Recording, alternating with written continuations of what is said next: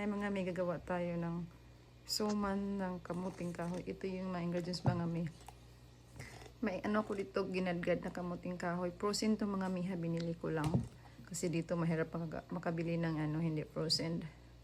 Buko. And 1/3 cup na coconut milk. 1 cup brown sugar. Ganyan mga mi.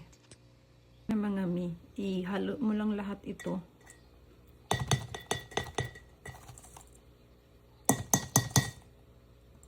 Ayan. Tapos coconut milk. Tapos yung buko mga mi. Ihalo-ilo lang man mga mi. Ayan mga mi, babalutin na natin siya. And after that, i-steam natin siya for an hour. Ito na siya mga mi. After natin siya nabalot, nakagawa tayo ng 12 pieces. 3 cups lang kasi ito mga mi.